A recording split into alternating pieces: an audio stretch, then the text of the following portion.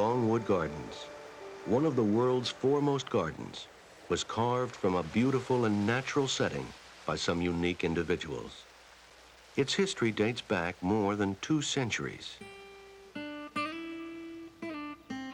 Located in the picturesque rolling hills of southeastern Chester County, Pennsylvania, 30 miles west of Philadelphia, this land contains some of the finest stands of trees in the area, rich, fertile soil, and rambling streams. Prior to the arrival of Pennsylvania's founder, William Penn, the Lenni Lenape Indians, a peaceful and industrious tribe, hunted, fished, and farmed this fruitful and productive land for generations. In 1700, Penn's land commissioners sold 402 acres to a Quaker farmer by the name of George Pierce. Pierce had emigrated with his family to Philadelphia from Bristol, England, to escape religious persecution. In 1709, Pierce sent his son Joshua to clear the land. Joshua built a log cabin, planted crops, and raised a family. 2 decades later, he built the brick farmhouse that still stands today. In 1798, Joshua and Samuel Pierce, twin grandsons of George, began planting an assortment of ornamental trees. The brothers traveled on horseback into the Allegheny Mountains and along the Atlantic coast in search of rare seedlings, which they brought back to plant. Their 15-acre arboretum became widely recognized for its trees and was called Pierce's Park. For nearly 100 years, the park flourished. Open to the public, it was a favorite spot for visitors who loved to picnic among the stately trees and swim and boat in the pond. 2 generations later, after the death in 1880 of Joshua's son, George Washington Pierce, the new heirs showed little interest in the arboretum and its horticulture, and the park began to deteriorate. In 1906, Pierre DuPont, a 36-year-old Wilmington, Delaware native, visited Pierce's Park and was struck by the beauty of the stately trees. He learned that lumber contracts had been signed to cut the immense trees at Pierce's Park. He purchased the 202-acre park and farm within days for $16,000 to preserve the trees from the sawmill and the park from destruction. Not one who was convinced of the value of land as an investment, Mr. DuPont wrote to a friend, "I have recently experienced what I would formerly have diagnosed as an attack of insanity. That is, I have purchased a small farm about 10 miles from Wilmington. As I have always considered the purchase of real estate a sign of mental derangement, and have so proclaimed, I fear my friends may be looking for permission to inquire into my condition. However, I believe the purchase worth the risk, for my farm is a very pretty place, and I expect to have a good deal of enjoyment in restoring its former condition and making it a place where I can entertain my friends." Pierre Samuel DuPont, chemist, industrialist, financier, and philanthropist, lived from 1870 to 1954. He came from a family with an enduring love of nature and gardening. His great-grandfather, Eleuthère Irénée DuPont, founder of the DuPont Chemical Company, had a large formal flower and vegetable garden in the French tradition at his home near Wilmington. Having completed the purchase of Pierce's Park and the farm, Pierre quickly began the task of restoration. He would transform the simple arboretum to a horticultural showplace known as Longwood Gardens. The farm and park grew beyond its original borders as adjoining property was purchased and Pierre set out to develop his dreams.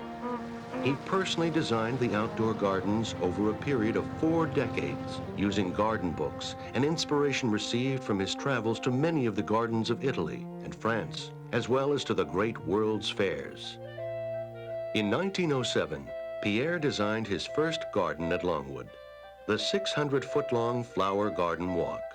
At the intersection of the main paths, he created a pool which contained a simple fountain, Longwood's first. Today, after more than 8 decades of continued planning, design, and development, Longwood Gardens is dedicated to displaying the finest in contemporary horticulture while preserving the spirit and beauty of the early 20th century gardens of Pierre DuPont.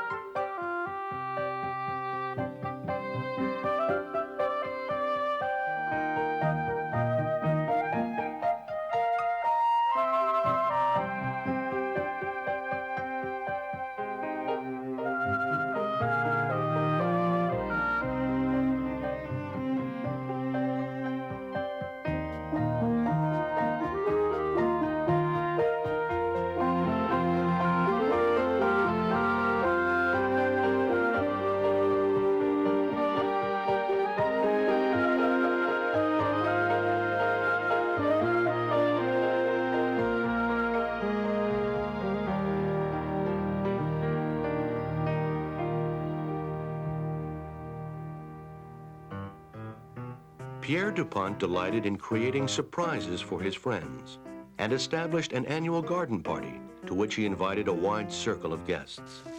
Each year, he created some new garden pleasure for them to enjoy.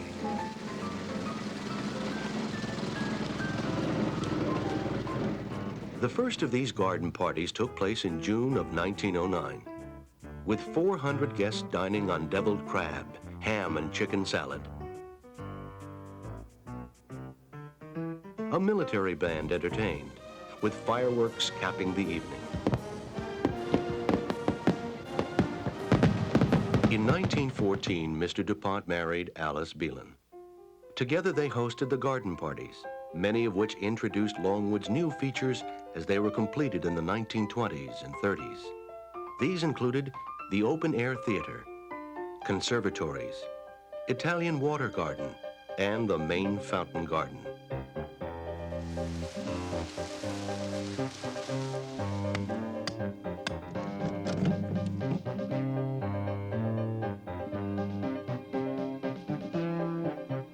The parties and construction projects continued for more than 3 decades, and the parties were the highlight of the social season.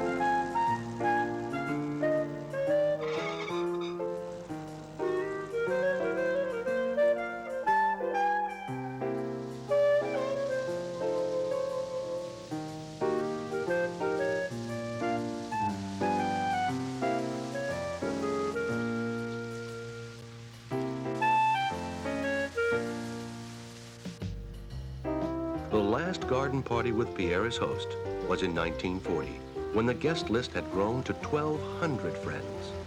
The tradition he so successfully began has recently resumed.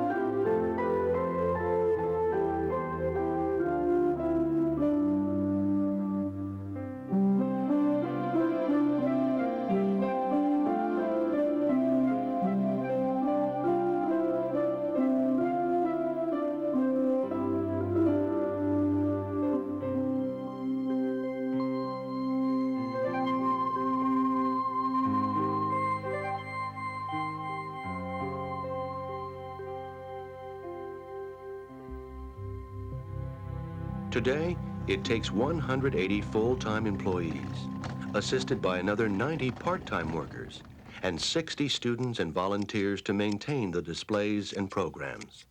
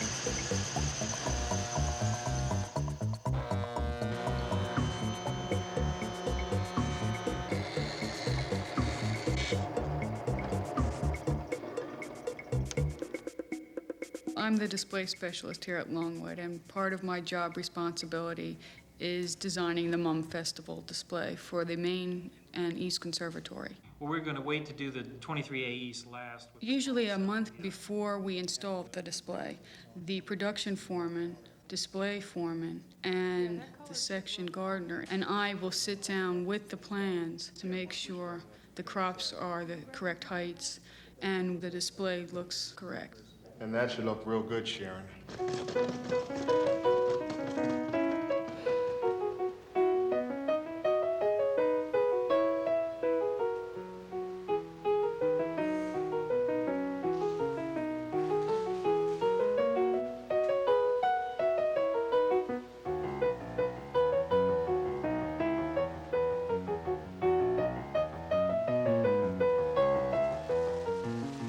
Fountains are one of Longwood's major attractions. A lifelong fascination inspired Pierre Dupont to build 3 separate systems: the Italian Water Garden, the Open Air Theater, and the main fountain garden together have more than 1,700 fountain jets, rising as high as 130 feet. Nearly 17,000 gallons of water are recirculated each minute by electric pumps.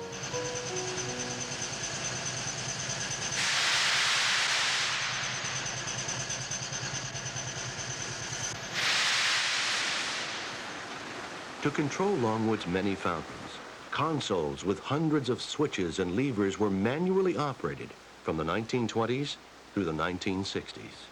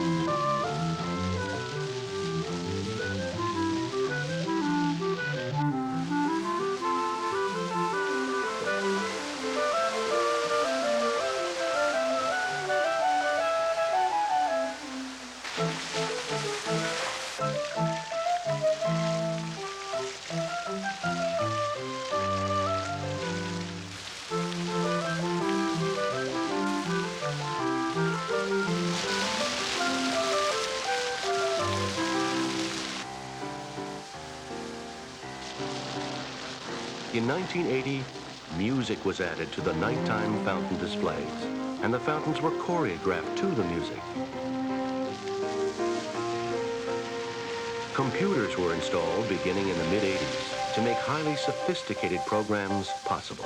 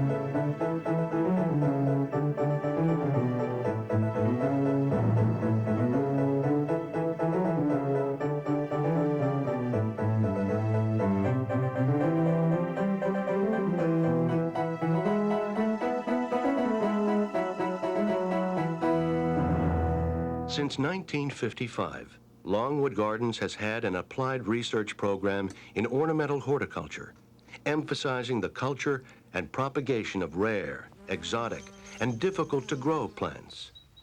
New strains of clivias and cannas were developed here. Experimental division has actually changed somewhat over the years, and Longwood was quite involved in plant breeding programs early on. Primarily, our thrust is evaluation of new plants for display at Longwood Gardens. Zelkova serrata is an excellent landscape tree, and you'll notice that most of the time it has a very vase-shaped habit. Can everyone see that? Where if this were Thuya occidentalis, it'd be more like this. Does that have a name? This is Phalaenopsis golden chief. Oddly enough, it's called Longwood Gardens. You know, this is good. You have good depth and everything. You could get away with one being lower. Move them down a little Move them further. down. You have a lot of nice lines. That's like the first rule you want to do is set up your lines. And you're going to start to brush up around these edges. Have some depth behind there to Okay, really to pop bring it this out. out. Right in here, you can use a little more depth. It's a real subtle in and out from that orange to the red. In keeping with Mr. DuPont's desire to establish a school for the study of horticulture, Longwood Gardens holds classes for about 2,000 amateurs and professionals each year. Charlie, why don't we descend from that point? Here we have the long-tailed mealybug. Student programs at Longwood include 2-year professional gardener training, internships for college students, international internships, and in association with the University of Delaware, a master's degree program in public horticulture administration. Graduates go on to assume leadership roles in gardens and arboretums across the nation.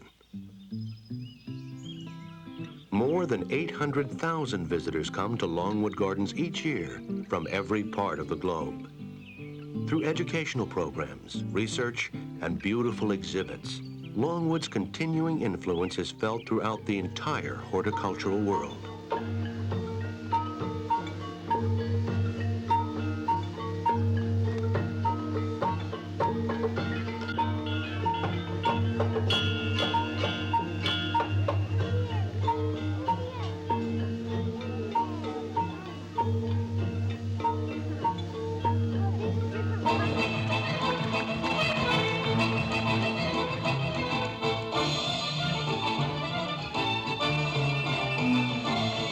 It seems to me, sir, of such as she, sir, a judge is he, sir, and a good judge too.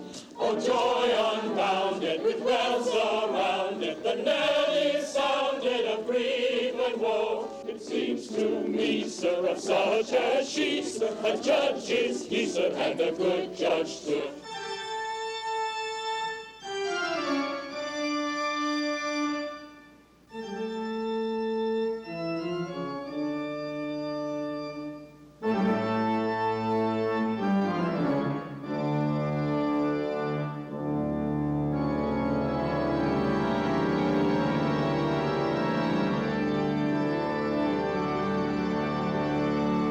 Perhaps this is the best fooling when all is done. But now a song. Go on, give us a song. Oh, here is sixpence for you. Give us a song.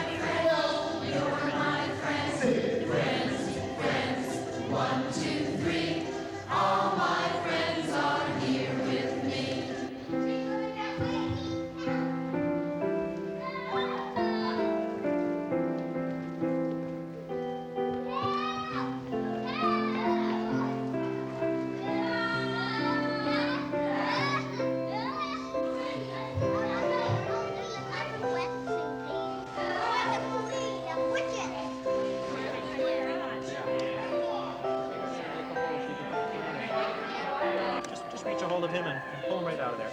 Put him right in the middle of your pot. That's good. Take some dirt now and put it around the sides, okay? Just wrap it right in the bottom. Squish them down in there. Okay, I think yours is fine. Yeah, you're doing very good.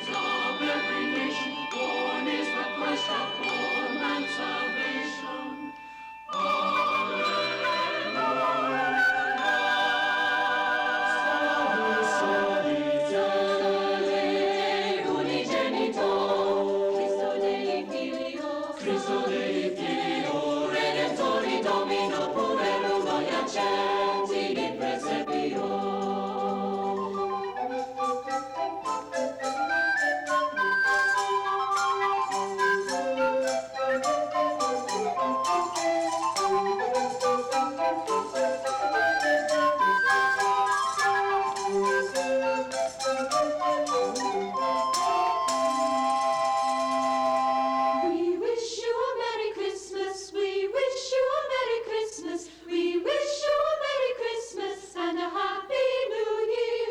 Good tidings we bring to you and your king. We wish you a Merry Christmas and a Happy New Year. A Happy New Year. We wish you a Merry Christmas and a Happy New Year.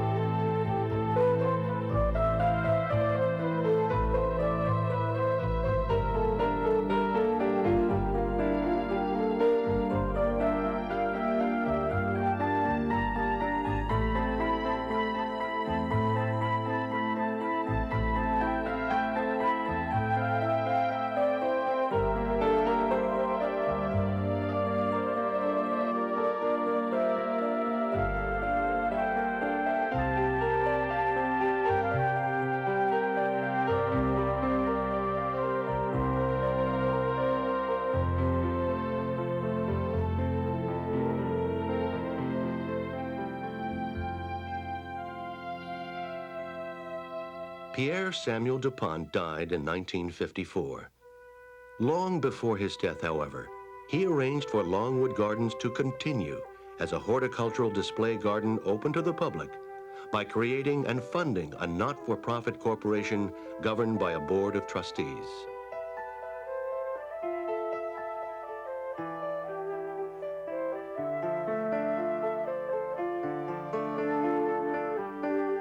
Pierre S. Dupont's dream lives on, and each new season brings its rebirth.